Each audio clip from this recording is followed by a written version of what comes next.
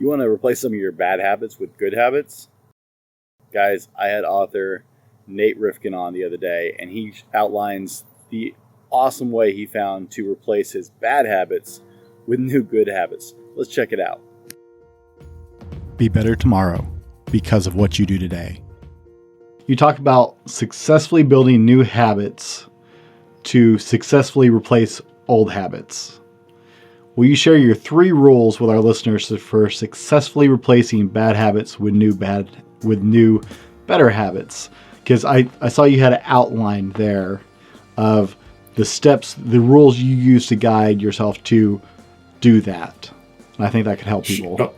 Oh yeah, absolutely. And it's kind of a wild story because I kind of accidentally discovered this idea because I used to drink, a couple of shots of vodka every morning at like my lowest point, and I'd mix it with like an energy drink, and that was how I started my day. That was my breakfast.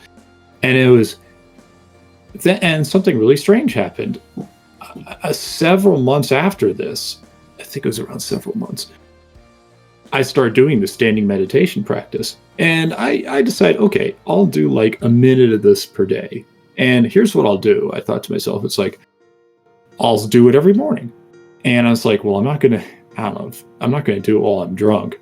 So I'll do it before I drink. So I was like, all right, I'll shower, I'll meditate, and then I'll drink my alcohol. I didn't stop drinking. I kept drinking.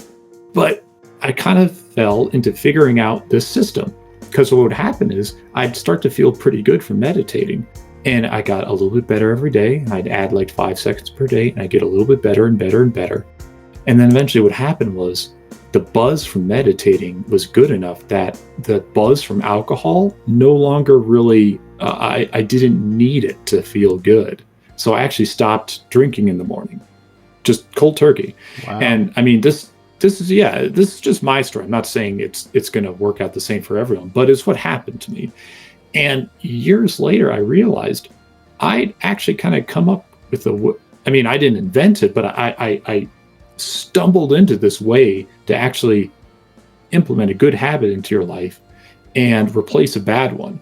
So the principles I drew from that, you'll have to correct me if I'm wrong, but this is going off the memory of, is that I started with picking out a bad habit. And we all have like some kind of indulgence or vice we engage in every single day. In my case, it was drinking. Someone else might be Netflix or scrolling on social media. Who knows? What I did was I took this good habit, which was for me, the standing meditation practice. And I said, okay, I'm going to do this right before the bad habit. So I took a bad habit I was already engaging in and turned it into a reward system. And as a result, it was really easy for me to implement the good habit because I'm like, all right, I'll just meditate for a minute and then I'll go have my drink. No problem. So I started doing it day after day after day. And I actually ingrained this new habit into my life. Now, what happened is that as I started getting the benefits from this new habit, it started to replace the old one. So I think the second point in my system was you pick out a new habit that could actually provide you benefits that will eventually replace the old one. So it's kind of like this new habit as it grows. It's like eating the old habit.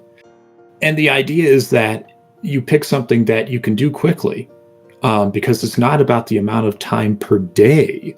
It's about doing it daily. Because once it's daily, you do it for long enough, it becomes your identity. And once it becomes part of your identity, once you're no longer like, oh, I'm someone that's trying something out. Now you get to say, oh, I'm someone who does, fill in the blank. It becomes very, very difficult to stop. It's almost like a positive form of addiction because, stopping this habit would be like betraying who you are. And once you're there, you're unstoppable.